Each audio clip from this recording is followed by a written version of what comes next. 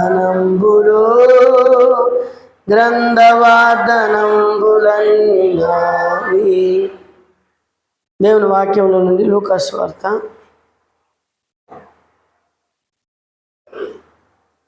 8వ అధ్యాయం 35వ వచనం 36వ వచనం.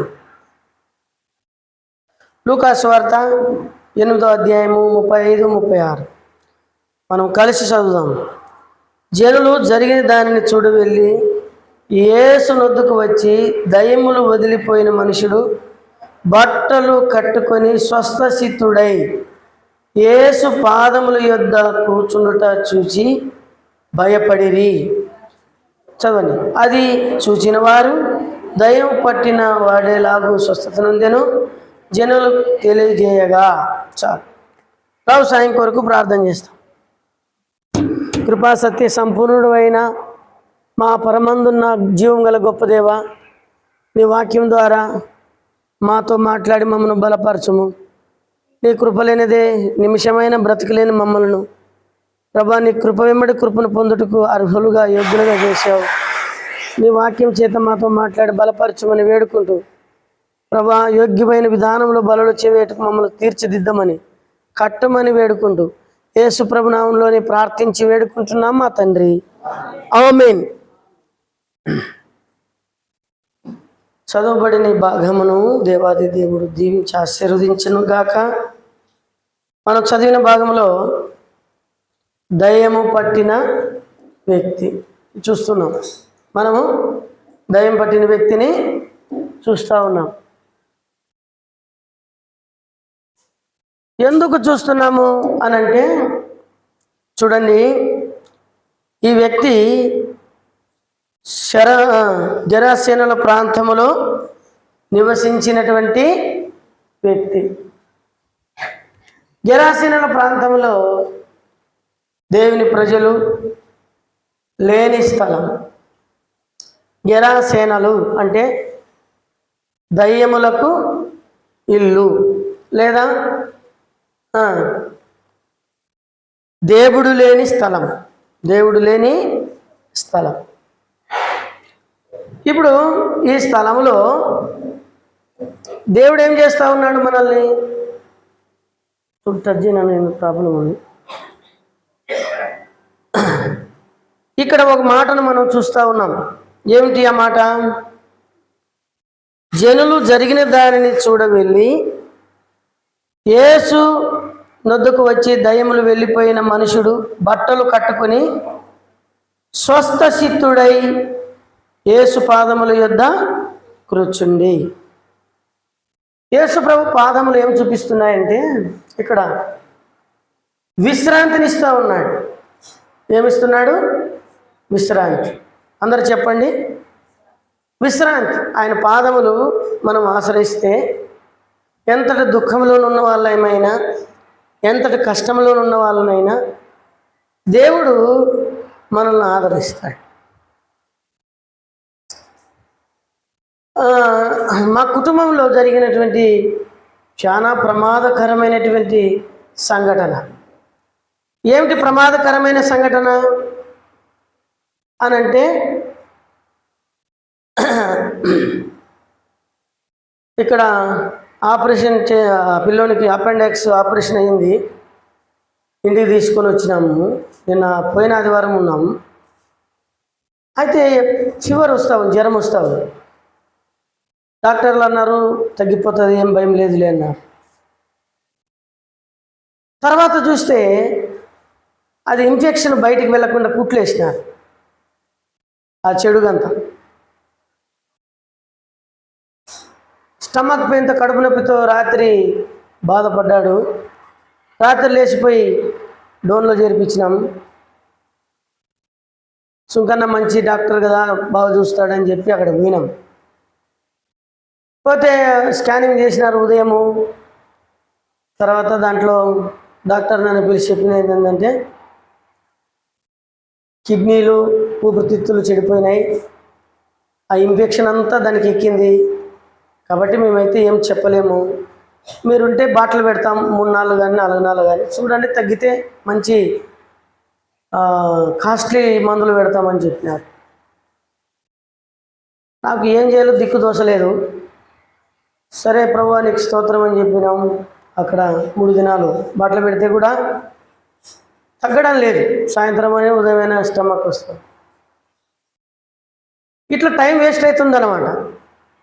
ఎందుకు ఉదయం సాయంత్రం ఇట్లా అవుతుందని చెప్పి తర్వాత అక్కడ నుండి తిరిగి మరలా కడుపు నొప్పి ఎక్కువైతే ఆయన అన్నాడు, ఇంకా మీరు కర్నూలు పోతే ఎక్కడ చేసింటే అక్కడ పోతే మంచిగా ఉంటుంది అన్నాడు. అక్కడికి వెళ్ళిన తర్వాత వాళ్ళు మరలా ఆ రంధ్రాన్ని బొక్క చేసి దాంట్లో నుండి నీరు తీసేసినారు. ఇది సింపుల్ పనే కదా అనుకున్నాం. మరలా వెళ్ళిపోయినాం. దగ్గరలో ఉంటే ఎంతైనా మంచిదని చెప్పి 3 రోజులు కర్నూలు పక్కన మా మామూలు ఇంట్లో ఉంది. ఆ తర్వాత మరలా కడుపు నొప్పి లేచి మరలా అక్కడికే వచ్చినాం. మరలా రాత్రి అంతా నిద్ర కాసినాం. ఉదయం చూస్తే మళ్ళీ జ్వరం తగ్గడం లేదు. ఆ సమయంలో రక్తం తక్కువైపోయింది. శుక్రవారం సాయంత్రం డాక్టర్లు వస్తారు. మేము శుక్రవారం నాడు పోయినాం. సాయంత్రం వీళ్ళకి చూసిన డాక్టర్లు రాలే, వాళ్ళు ఎవరు పట్టించుకోలేదు. మరల తర్వాత ఉదయం అయింది. శనివారం రారు, తర్వాత ఆదివారం కూడా రారు. ఏం చేయాలి ఆ పరిస్థితి? పిల్లోనికేమో జ్వరం తగ్గడం లే, వాడేమో ఆయాసపడుతున్నాడు, తిప్పలు పడుతున్నాడు. బయటికి పోవాలంటే మొన్ననే 60,000 50,000 వరకు పెట్టుకున్నాం. బయటికి వెళ్ళాలంటే ఏమో తెలియదు. సరే ఒకసారి ట్రై చేసినాం. శాంతరాజన్ అని గొప్ప డాక్టర్ ఉన్నాడు, ఆయన దగ్గర మేము మాట్లాడితే, అన్న నువ్వు సోమవారం వాళ్ళు వచ్చి చేస్తారు వాస్తవమే, సోమవారం వరకు పిల్లోడు బతికుండాలి కదా అని చెప్పినాడు. ఒక డాక్టర్గా చెప్పింది ఏంటి, నీ దగ్గర మూసిపెట్టేది ఏం లేదు, నువ్వు ఆదివారం వరకు కానీ పాపను అక్కడ పెడితే పిల్లోడు చనిపోతాడు, పిల్లను పోగొట్టుకుంటావు నువ్వు అని చెప్పి. ఏం చేయాలో నాకు దిక్కు దోచడం లే. నా అకౌంట్లో 900 ఉన్నాయి. ఇప్పుడు మిగతాది ఎట్లా చేయాలా? ప్రైవేట్ హాస్పిటల్కి తీసుకుని వెళ్ళి పలానా డాక్టర్ ఉన్నాడు, అక్కడికి వెళ్తే నీకు క్షేమం కలుగుతుంది. మొత్తానికైతే తీసుకెళ్ళాము. అక్కడ 7 రోజులు 8 రోజులు ఉన్నాం. ప్రభు సాయం చేసిండు. కొన్ని అప్పులు ఇబ్బందులు జరిగినాయి. అయితే వాగ్దానం ఇచ్చాడు ఆయన, దుఃఖపడు మీరు ఓదార్చబడుదురు. నేను వాగ్దానం కొరకు ప్రార్థన చేసినాను. ఏదైనా ఒక వాగ్దానం మీ ప్రభు అని. కీర్తన 116లో కూడా ప్రభు 9వ వచనం 7వ వచనంలో కూడా మాట్లాడినాను. నీ క్షేమం కలుగు చేసేదను, దుఃఖించుచున్న మీరు ఆనందించేదరు, ఓదార్చబడదు. ఇవి అయిన తర్వాత ఆ పిల్లలకి ఏం చెప్పలేదు మేము. దేవుడు మొన్నటి దినాన స్వస్థత ఇచ్చాడు. ఈ విధంగా ప్రభు సహాయం చేస్తూ వచ్చినాడు. ఇప్పుడు డిశ్చార్జ్ చేసినారు. మరలా కర్నూలు పక్కనే ఉంటే మంచిదని 2వసారి ఆపరేషన్ చేసి ఆ నీరంతా కూడా తీసినారు. ప్రభు ఎంతో గొప్ప కార్యం చేసినాడు. ఎందుకు చెప్పగలుగుతున్నాం ఈ విషయాలన్నీ, ఎందుకు చెప్పాల్సి వచ్చినామంటే, దేవుడు మనల్ని విశ్రాంతినిచ్చేవాడు. ఆయన పాదములు పట్టుకుంటే మనకేమిస్తాడు? విశ్రాంతి. ఇప్పుడు ఈ వ్యక్తి దయ్యాలు పట్టినాడు, దుఃఖంలో ఉన్నాడు, తను గాయం చేసుకుంటున్నాడు, తర్వాత ఇతరులకు కూడా ఏం చేస్తున్నాడు? గాయం పరుచుకుంటున్నాడు, దిగంబరిగా ఉన్నాడు, కేకలేస్తున్నాడు. ఇంకా తర్వాత ఏం చేసినాడు? కేకలేస్తున్నాడు, తను గాయం చేసుకుంటున్నాడు, ఇతరులు కూడా గాయం చేస్తున్నాడు. అయితే ఆ ప్రాణమునకు విశ్రాంతి లేదు. ఎన్ని దినాలు ఉంటున్నాడో. తన నివాసము ఎక్కడుంది అంటే గెరాసేనలు ప్రాంతం.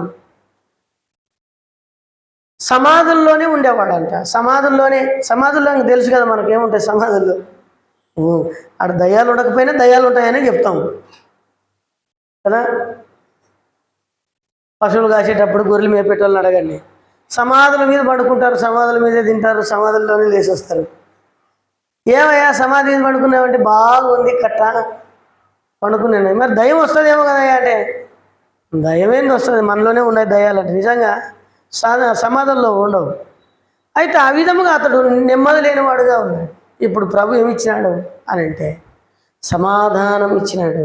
విశ్రాంతి ఇచ్చినాడు. ప్రభు పాదముల దగ్గర విశ్రాంతి ఉంది. ఈ భాగాన్ని మనం మార్కు సువార్త 5వ అధ్యాయంలో చదువుతాం. ఏ మనుషుడును అతనిని బాగు చేయరు. దేవుడు ఇచ్చేటువంటి విశ్రాంతి ఎట్లాంటిదంటే మానవులు ఇచ్చే విశ్రాంతి కాదు. మానవుల విశ్రాంతి ఏంది?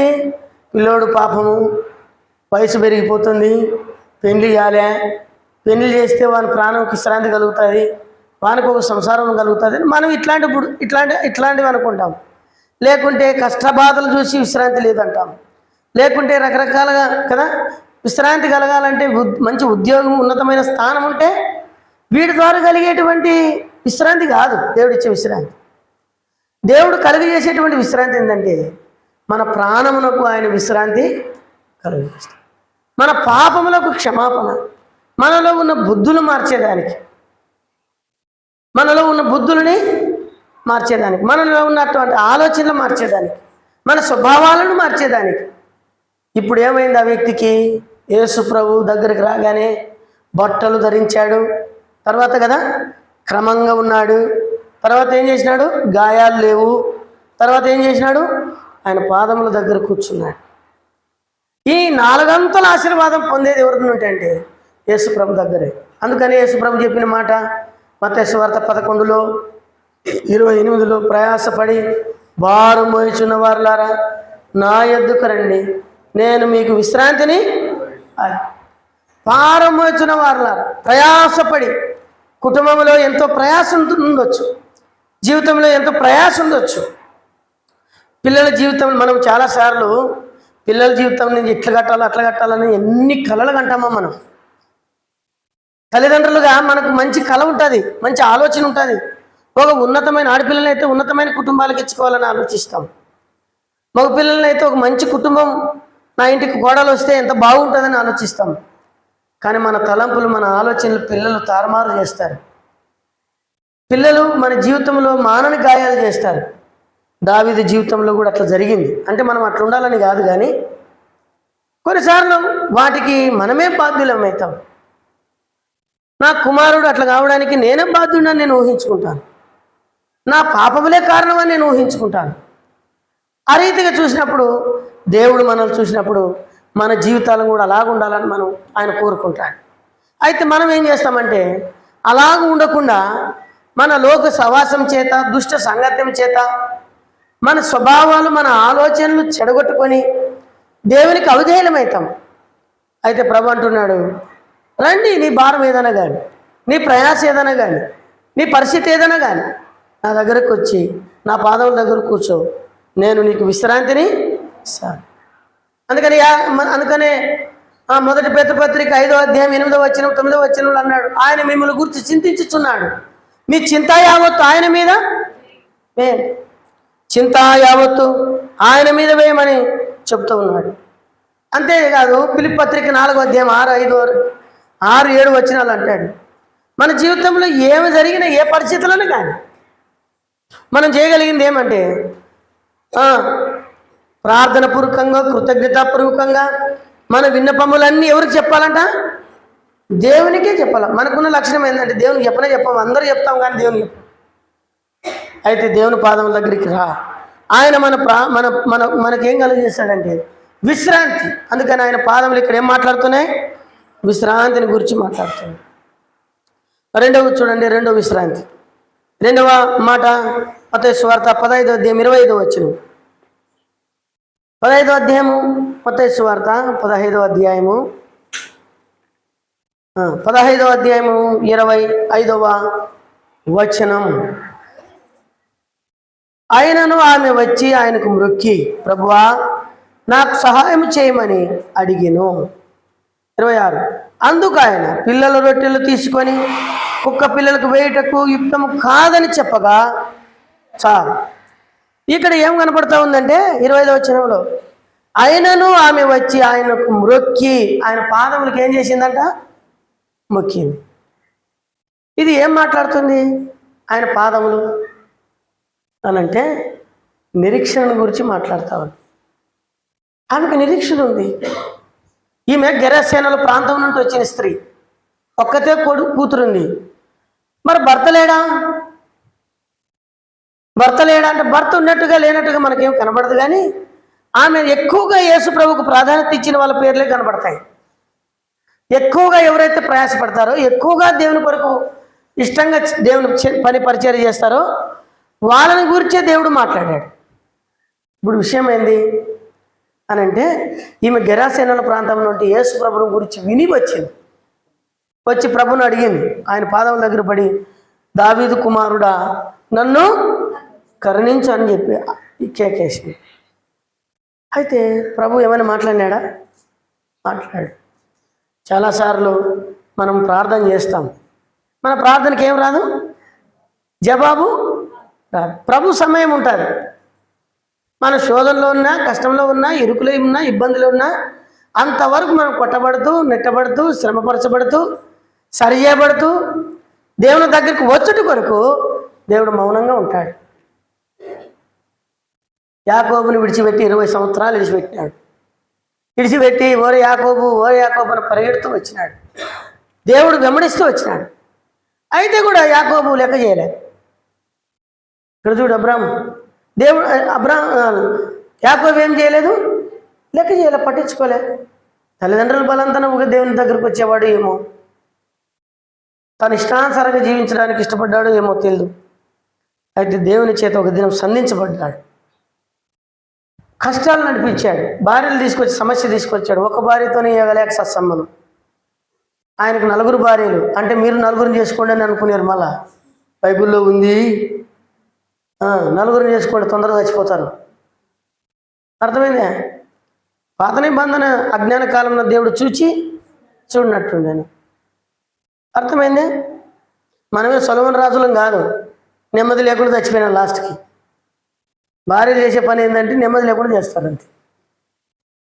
వాళ్ళు నెమ్మదిగా ఉండరు, మనల్ని నెమ్మదిగా ఉండలేరు. నీకేం బాగా సంతోషంగా ఉండవు కదా అంట.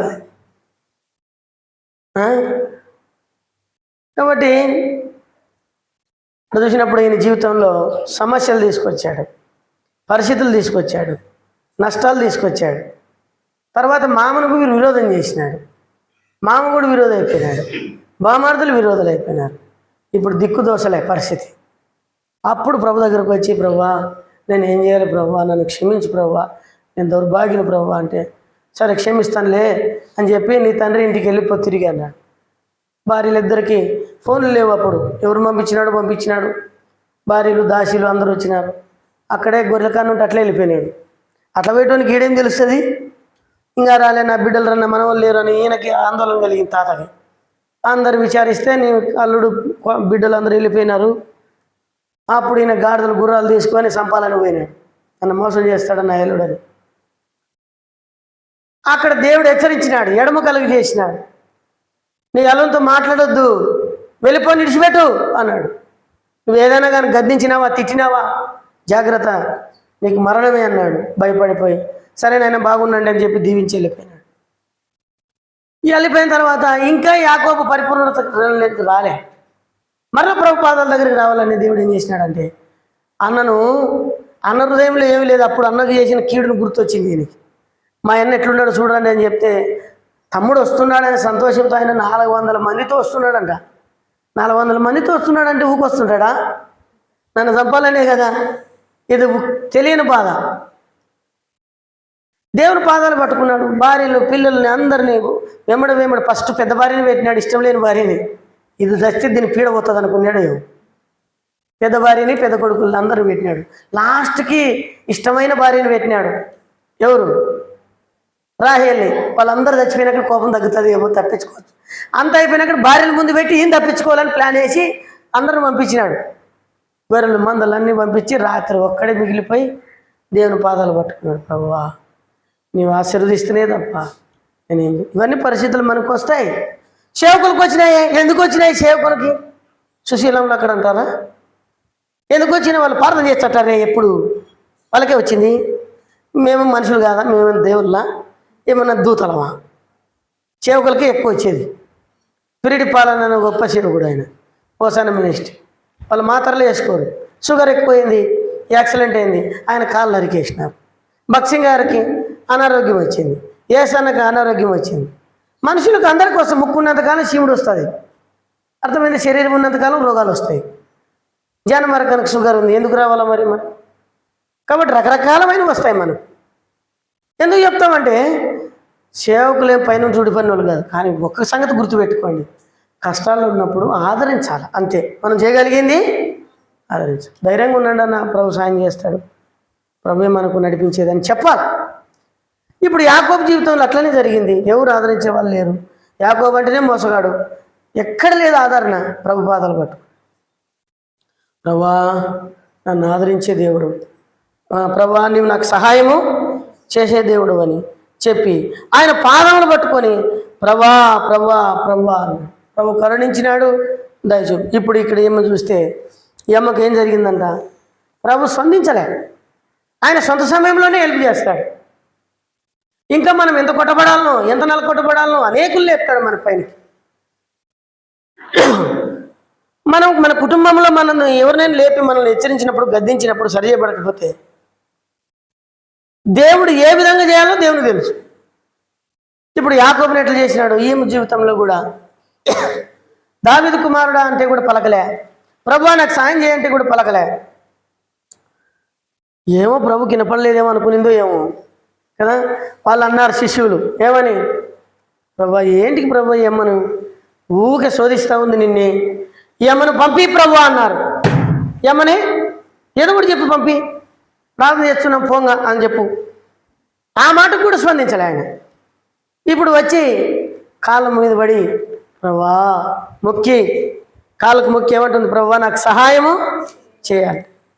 లాస్ట్కి ఏమన్నాడంటే, అమ్మా కుక్క ఏమన్నాడు, పిల్లల రొట్టెలు తీసుకొని కుక్క పిల్లలకి ఏటకు యుక్తం కాదు అంటే, నన్ను ఏదో నా బిడ్డకు బాగాలేనందుకు వచ్చినాను, కానీ లేకుంటే ఇంటికి వచ్చింది నువ్వు ఏదో ఈ పొద్దు వచ్చినానని నన్ను కుక్క అంటావా, నన్ను కుక్క అంటావా? ఇంతకన్నా దౌర్భాగ్యమైంది ఏమన్నా ఉందా? నన్ను కుక్క అంటావా, నన్ను కుక్క అంటావా అని బాధపడాలి. అయితే ఆమె బాధపడలే. మన జీవితంలో ఉన్నటువంటి దరిద్రం ఏంటంటే మనం బాధపడతాం. ఎవరైనా హెచ్చరించినా, ఎవరైనా చెప్పినా, ఎవరైనా సరి చేయడానికి. చిన్న పిల్లలతో కూడా ప్రభు మాట్లాడతాడు. సమూయేలు ఎంతటి వాడు, చిన్న పిల్లవాడు, 5 సంవత్సరాల ఏజీ. 5 సంవత్సరాల్లో కూడా ప్రభు ఏం చేసినాడు, మాట్లాడు, పోయి చెప్పు ఇశ్రాయేల్ ప్రజలకు ఇట్లా జరుగుతుందని చెప్పు అన్నాడు. ఇర్మియా చిన్న పిల్లవాడు, చూసినారు. దావీదు చిన్న పిల్లవాడు. మీకు ఇంకో సంగతి చెప్తా, నయమని చెప్పింది ఎవరు? చిన్నపిల్లాడు, చిన్నపిల్ల. నయమని చెప్పింది చిన్నపిల్ల. ఇట్లా చేస్తే బాగుంటుందని చిన్నపిల్ల చెప్తావా నువ్వు అన్నాడా? అనలేదు. ఇదొక్కటి చేసింటే బాగుందేమో అని చెప్తే సరి చేయబడడానికి పోతే అక్కడ పోయిన తర్వాత కూడా బాధ కలిగింది. ఏందైనా బుద్ధి లేనివాడు నదిలో మునగమంటాడు. ఏమైనా తెలివి ఉంది నీకు? మా ఊర్లో నైలు నది శ్రేష్టమైన నది, ప్రవహించే నదులు ఉన్నాయి. వీళ్ళ నదులేమో యోర్దాన్ నది. దీంట్లోనే ఏముండదు, బురద, పనికి మాలినటువంటి చెత్త శాదారు. వెనక మళ్ళీతుంటే పనుడు అన్నాడు, అయ్యా ఆయన ఏమన్నా చెప్పినా నీ ఆస్తి అడిగినాడా? గొర్రెలు అర్పించమన్నాడా? ఆవులు అర్పించమన్నాడా? పశువులు అర్పించమని అంటే ఎంత బాగా పెద్ద దేవుడు చేతు, ఎంత బాగా ఘనంగా చేతు కదా. పశువులు అర్పించమనాలి, ఏం అర్పించమనాలి, ఏం చేయమని ఒక నీళ్ళలో మునగమన్నాడు కదయ్యా.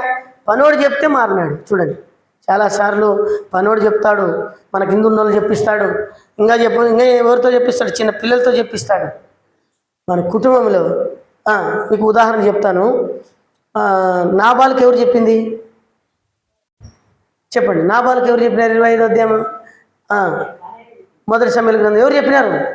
భార్య చెప్పింది. యా దైవజనుడయ్యా నీ దగ్గరికి వచ్చింది, మనసు కఠినపరుచుకున్నాడు. చాలాసార్లు ప్రభు మనం సంధిస్తాడు. ప్రభు సంధించినప్పుడు మనం సరిచేయబడితే ఎంతో మేలు. ఇది వేరే విధంగా అనుకోకుండా దేవుడు నా మేలు కొరకే నన్ను హెచ్చరించినాడు అనుకుంటే ఎంత మంచిది కదా. ఇక్కడ చూసినప్పుడు ఈ అమ్మ అట్లనే అనుకున్నాను, ప్రభువా నేను కుక్కను ప్రభువా అనింది. ఆ మాటకి ప్రభు కదిలిపోయినాడు. ప్రభువా ఆ మాటనే చూస్తాడు దేవుడు. మనమైతే ఏమనుకుంటాం, మీ పాపములు ఒకరితో ఒకరు ఒప్పుకోండి అంటే మంచి కడప చెప్పని కాదు. దేవుని సంఘంలో దేవుని ప్రజలు ఎదుట ప్రభు నేను పలానా తప్పు చేసినాను ప్రభు నన్ను క్షమించానని దాన్ని విడిచిపెట్టి జీవించుట కొరకు. ఇక్కడ అనేది అంతమంది ఎదురుగా ఒక స్త్రీ అనాలంటే ఎంత అవమానం అది. ఇట్లా కొంగు చాపి ప్రభు నాకు సహాయం చేయి అని చెప్పి నేను కుక్కనే ప్రభు అన్నట్టు అంత ఎంత హీనమైన మాట అది. ప్రాణం పోతే అట్ట అంటామా మనం? ప్రాణం పోయిన మాట అంటామా? అనలేము, అంత తగ్గించుకోలేము. ప్రభువా నేను కుక్కనే ప్రభువా నాకు సహాయం చేయి. నిరీక్షణతో అనింది ఆ మాట. మన జీవితాల్లో దేవుడు నిరీక్షణ ఉంది. దేవుని పిల్లలు ఎన్నడూ సిగ్గుపడరు. మనం కష్టాల పాలవుతుంటే దేవునికి ఏం ఆనందం కాదు, సంతోషం. ఆయనకి ఏం సంతోషం? తను ఆదుకుంటాడు, అందుని బట్టి ఆయన ఆరాధిస్తాం. నా జనులు ఇంకెన్నడూ సిగ్గుపడరు అన్నాడు. యోవేలు గ్రంథం 2వ అధ్యాయం 26, 27లో నా జనులు ఎన్నడూ సిగ్గుపడరు. అప్పుడు ప్రభు అన్నాడు, అమ్మా ఇశ్రాయేలీయులు ఇంత విశ్వాసాన్ని నేను ఎవరిని? తగ్గించుకునే వారిని, దీనులైన వారిని, అవును ప్రభు అనే వారిని దేవుడు మెచ్చుకుంటాడు. ఈరోజు వాక్యం నా గురించే చెప్పినాడు, నీ గురించే కాకుంటే ఎవరి గురించి చెప్తాను? బైబిల్ ఉండేది నా గురించి, నీ గురించే. గోడల గురించి, పశువుల గురించి అవన్నీ మనకు పోల్చాడు. బైబిల్ ఉండేది మన గురించే. అందుకని ప్రభు చాలాసార్లు ఇంకా మాట వినకపోతే ఎవరితో చెప్పించినాడు? గాడిద చెప్పించినాడు. ఎవరితోనూ? ఎవరిని? సేవకునికి గాడిదలు కూడా చెప్తే కొన్నిసార్లు. ఒక ఆయన ఫోన్ చేసి, ఎందుకన్నా మీకు ఇటు పరిస్థితులు, మీరు ఏం సరి చేయబడాలన్నా ఇంకా మీకు ఏముందో చూడన్నా అని చెప్పింది ఆయన. కల్లూరు నుండి పద్మక్క ఫోన్ చేసి అని అంటే, అవునక్క నేను ఇంకా ఎంత సేవ చేయాలనో, ఇంకా ఎంత కొట్టబడాలనో అని సరి చేయబడుతూ వచ్చినాం, కట్టబడుతూ వచ్చినాం. ఇంకా ప్రభు కొరకు ఇంకా దీనులు చేయబడితే దేవుడు మనల్ని దీవించేటువంటి వాడుగా ఉంటాడు. ఇక్కడ చూడండి, అప్పుడు అన్నాడు ప్రభు, అమ్మా నీ విశ్వాసమే నీ కుమార్తెను బాగు చేసింది, వెళ్ళిపో. ఆ నిరీక్షణ, ఆ ఓపిక, ఆ సహనం, ఆ పరీక్ష నిరీక్షణ కలిగించింది. చాలాసార్లు దేవుడు పరీక్షను పెడతాడంటే నిరీక్షణ కోసం. ఆయన పాదములు రెండవదిగా ఏం నేర్పిస్తున్నాయి? నిరీక్షణను గురించి నేర్పిస్తున్నాయి. మనం అది నేర్చుకుంటే చాలా సంతోషం. సీయోనులో దుఃఖించే వారు ఇంకెన్నడూ ఉన్నారంట. వాళ్ళకు ఉల్లాస వస్త్రం ఇస్తాడంట. నిరీక్షణ గల వారికి ఉల్లాస వస్త్రం, రక్షణతో అలంకరిస్తాడు. రక్షణ వస్త్రం దేవుణ్ణి ఆనందింపజేస్తాడు వారిని. కాబట్టి ఇది నిరీక్షణ. తర్వాత చూడండి, మూడవది ఏముంది? యేసు ప్రభు దగ్గర పాఠాలు నేర్చుకోవచ్చు. లూకాసు వార్త 10:38. మరియా ఆయన పాదముల యొద్ద కూర్చొని ఏం చేస్తుందంట? చదువు, బైబిల్ చదువు, తీ బైబిల్ 10వ అధ్యాయం లూకాసు వార్త 10:38. అంతటి వారు ప్రయాణమైపోతుండగా ఆయన ఒక గ్రామంలో ప్రవేశించింది. మార్తా అని ఒక స్త్రీ ఆయన తన ఇంట చేర్చుకున్నాడు. అయితే ఇప్పుడు ఏం చేస్తుంది? ఆమెకు మరియా అని ఒక సోదరి ఉండేను. ఆమె యేసు పాదముల యొద్ద కూర్చొని ఆయన బోధ వినుచుండెను. ఇక్కడ ఏం నేర్పిస్తుందంట? మరి ఆయన పాదాల దగ్గర కూర్చునేది నేర్చుకుంది. ఎక్కడ పోయిన పాదాలు. మన జీవితంలో ఆయన పాదములే మనల్ని నడిపిస్తాయి. ఆయన పాదములే మనల్ని సరిచేస్తాయి. ఆయన పాదములే మనల్ని చక్కజేస్తాయి. అయితే మత్తయి సువార్త 11వ అధ్యాయంలో 29వ వచనంలో అంటాడు, ఏమన్నాడు? నేను సాత్వికుడును దీన మనసు గలవు, నా దగ్గరికి వస్తేనే నువ్వు నేర్చుకుంటావు. ఎవరు నేర్పలే నాకు బోధ చేయండి అని. ఇట్లా చేయ బోధ అని ఎవరు నేర్పలే.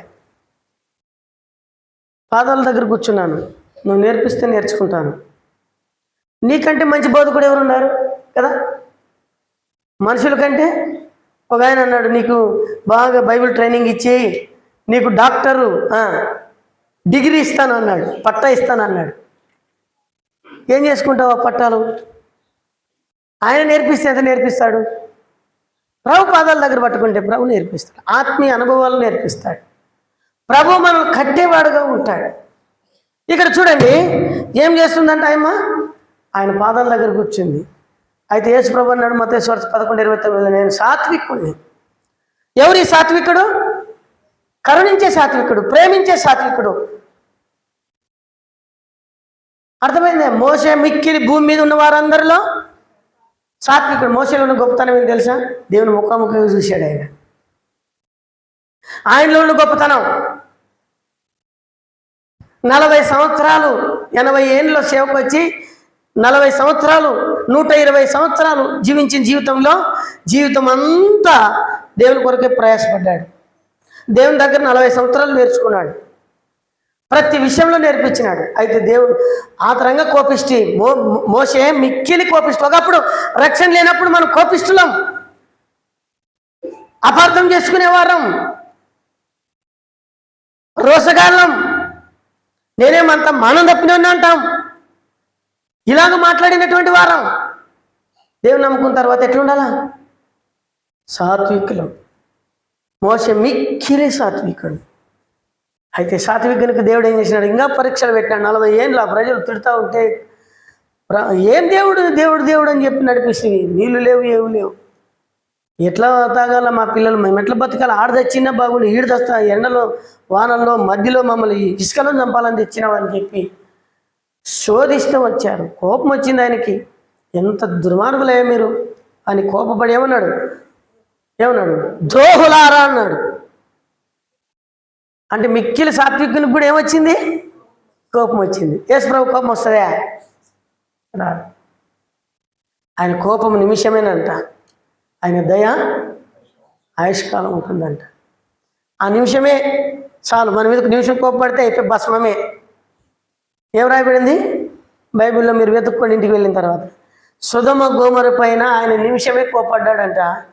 సొదొమ గోమొరని ఆ నిమిషంలోనే భస్మము చేసినాడంట. ఈనాటికి కూడా దొగుతుంటే బూడిదే వస్తుందంట. ఈనాటికి కూడా కొక్కిలింగులు పెట్టి లేపుతుంటే కూడా ఏమొస్తుంది? బూడిదే, బొగ్గు కాదు. ఏమొస్తుంది? బూడిదే. సత్యవంతుడైన దేవుడు ఆయన.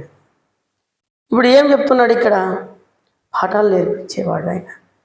ఇంత సాత్వికుడు. మనం ఎట్లుండాలో, మనం ఎలాగుండాలో, మన పౌరుషం ఎట్లాంటిదో, మన కోపం ఎట్లాంటిదో అన్నిటికీ సావాలా,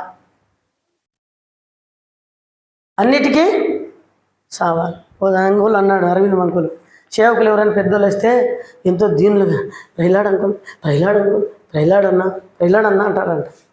అన్న తర్వాత పక్కన కొత్తగా వస్తుంటారు కదా వాళ్ళు అడుగుతారంట, ఏం అట్లా పొంగి వందనాలు చెప్తివి, ప్రైలాడ్ చెప్తివి, ఎవరు ఆయన అని అంటే, ఆయన కాలాంతకుడు అంటాడంట.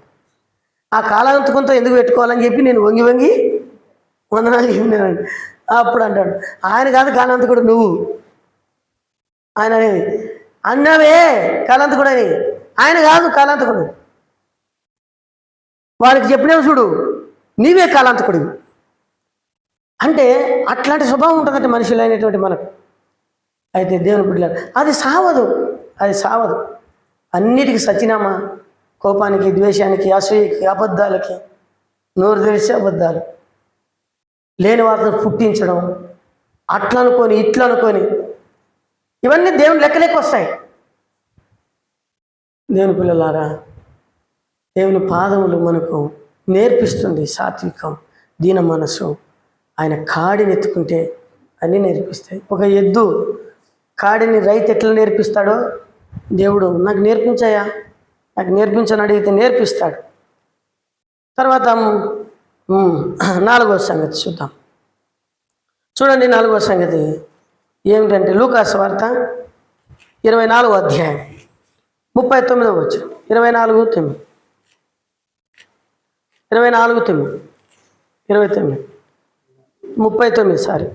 24వ అధ్యాయం 39వ వచనం చదవండి. నేనే ఆయనను అనుటకు నా చేతులను నా పాదములను చూడుడి, నన్ను పట్టి చూడుడి, నాకున్నట్టుగా మీరు చూచున్న ఎముకలను మాంసమును భూతం కుండవని చెప్పి. ఇక్కడ వాళ్ళకి ఏం కలిగింది? ఆదరణ కలిగింది. ఈ పాదం వాళ్ళు ఆదరించబడ్డారు. ఇప్పుడు చూడండి నా చేతులు, చూడండి నా కాళ్ళు. వాటన్నిటిని చూసినప్పుడు వాళ్ళకి ఏం కలిగింది? మిక్కిలి ఆదరణ కలిగింది. దేవుని పిల్లలమైనటువంటి మనము ఇతరుల్ని ఆదరించేటువంటి వాళ్ళముగా మనం ఉండాలి. యేసు ప్రభు చెప్పినాడు, యోహాను సువార్త 14:18 ఏమన్నాడు చదవండి. నేను మిమ్ములను అనాథులుగా విడవను, నేను మీ దగ్గరకు మరలా వస్తాను. ఇది ఎంత గొప్ప ఆధారణ చూడండి. దుఃఖంలో ఉన్నారు, కష్టంలో ఉన్నారు శిష్యులు. ఇంక అయిపోయింది, మా పరిస్థితి ఏంది, మా భవిష్యత్తు ఏంది, మా జీవితాలు ఏంది, ప్రభు వెళ్ళిపోయిన తర్వాత మేము ఎట్లు బతకాలా, ఎట్లుండాలా అని అన్నప్పుడు ప్రభు అంటున్నాడు, నేను మిమ్మల్ని అనాథలుగా విడిచిపెట్టను, నేను మరలా వస్తాను. ఆ నిరీక్షణతో మీరు ఉండాలి. నేను వచ్చేంత వరకు మీరు అనిరీక్షణతో ఉండాలి. నేను మరలా వస్తాను, నేను మిమ్మల్ని అనాథలుగా విడిచిపెట్టను. బాగా గుర్తుపెట్టుకోండి.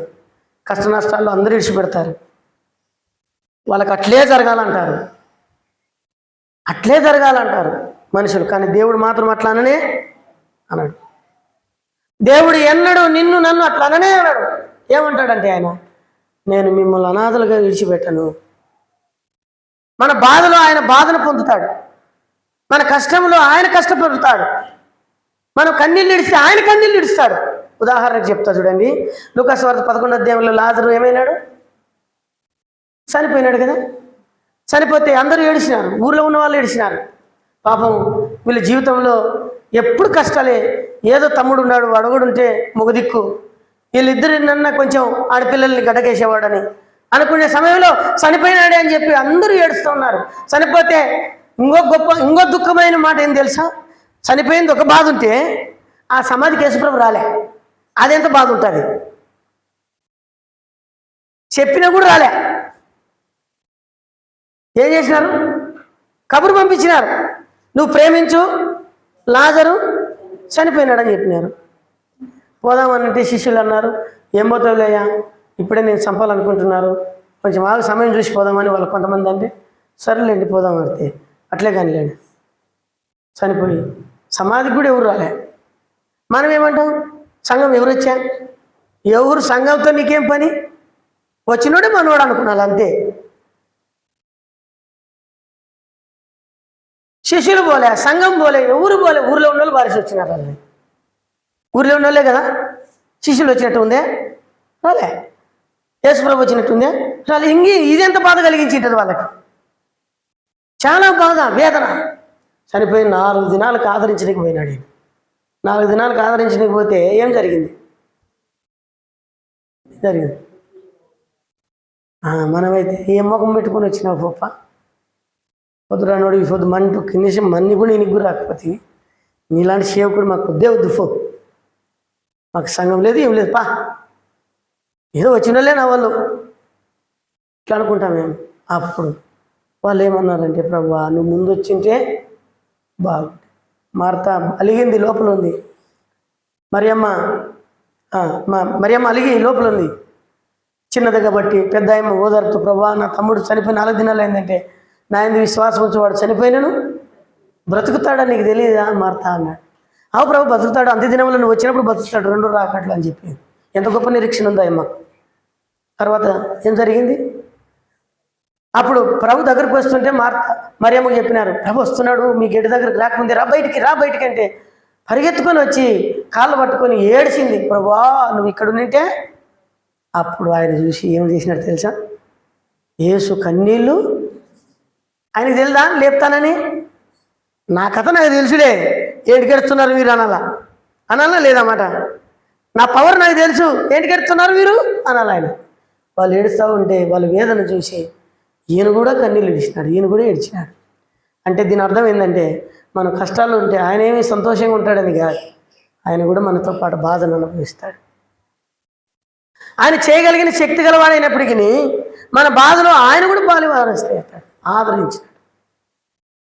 మరి మార్త ఎక్కడున్నాడు నీ సహోదరుని ఎక్కడ పాతి పెట్టినారు, అక్కడ తీసుకెళ్ళండి అంటే అక్కడ తీసుకుపోయిన తర్వాత ఏం చేస్తావు ప్రభు? లేపినాడు, ఆదరణ కలిగించినాడు ఆ కుటుంబానికి.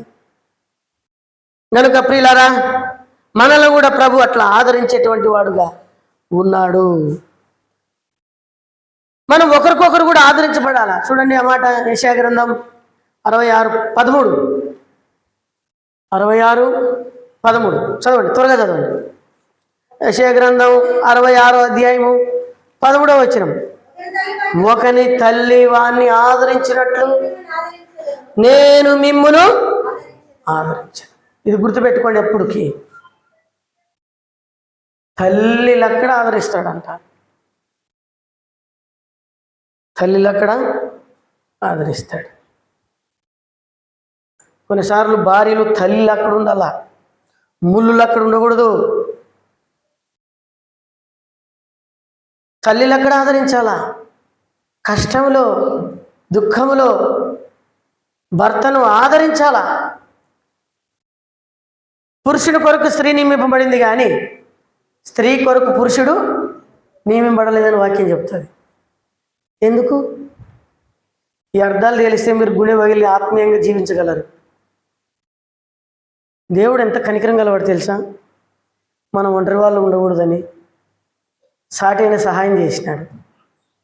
తర్వాత ఏం చేసినాడు? మనము కష్టం చేస్తే మనకు వండి పెట్టేదానికి చేసినాడు. ఇంకా ఏం చేసినాడు? మనం అలసిపోతే ఆదరించేదానికి పెట్టినాడు. మనం బట్టలు ఇడిస్తే ఉతికేదానికి చేసినాడు. ఇన్ని చేసిన ఈమెను నియమించినాడంటే ఆ దేవుడు ఎంత గొప్పవాడు చూడండి. చనిపోయే ముందు మనసంలో ఉన్నా కూడా నోట్లోకి నీళ్ళు పోస్తారు, ఆదరిస్తారు, ఎత్తేస్తారు. అందరు చూసి వెళ్ళిపోతారు. చేయి తీసుకొని భుజాన్ని వేసుకుంటుంది. అట్లా చేసే భార్య అయినా వదిలిపోవచ్చేమో కానీ తల్లి మాత్రం వదలదు. అది ఇంకా గొప్ప ప్రేమ. అందుకనే స్త్రీలకి దేవుని వాక్యం ఎంతో ఘనతనిచ్చింది, వాళ్ళకి ఎక్కువగా కృపనిచ్చింది. వారు ఎంతో ఉన్నతమైనటువంటి వాళ్ళు. స్త్రీలు పురుషుల కంటే ఎక్కువగా బైబిల్లో మనం చూస్తాం. లూకా సువార్త 8వ అధ్యాయంలో యేసు ప్రభుని వెంబడించిన వాళ్ళలో అధికంగా ఉన్నారంట స్త్రీలు. మనం కానీ అయితే నిందలేస్తాం, అవమానిస్తాం.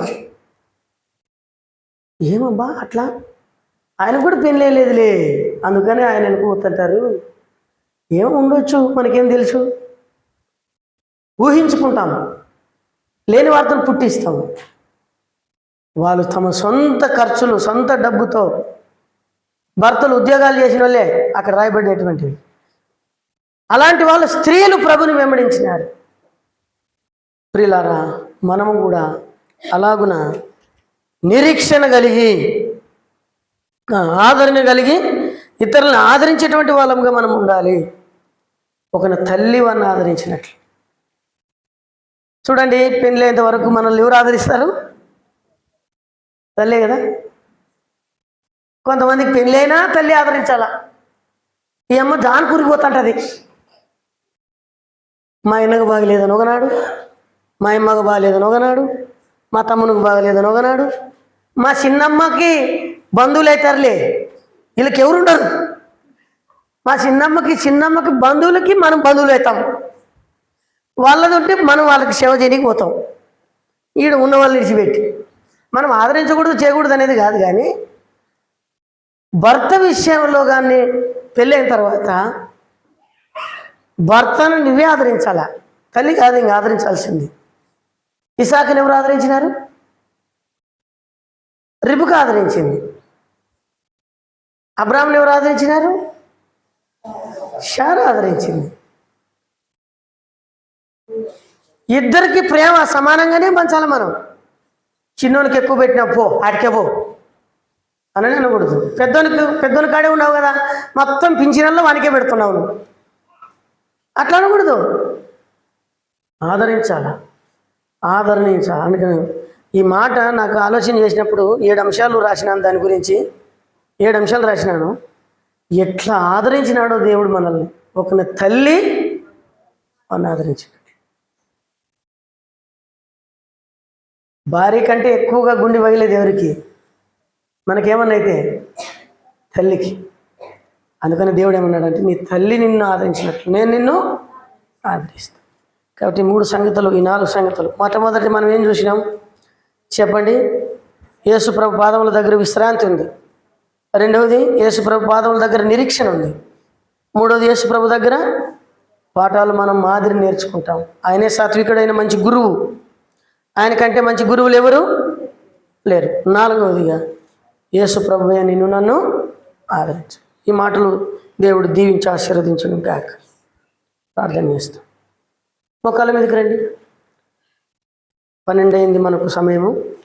మొక్కల మీదకి వచ్చి మన బలహీనతలు ప్రభు నీ పాదాల కట్టుకొస్తే ఒక తీర్మానం చేసుకోండి. ప్రభా నీ దగ్గర నేర్చుకుంటాను, నీ దగ్గర కనిపెడతాను, నీ దగ్గర ప్రభా విశ్రాంతి ఉంది, ప్రభా నీ దగ్గరనే నాకు ఆదరణ ఉంది. ఇప్పుడు తల్లి కంటే ఎక్కువగా నువ్వు నన్ను ఆదరిస్తున్నావు. చెప్పండి.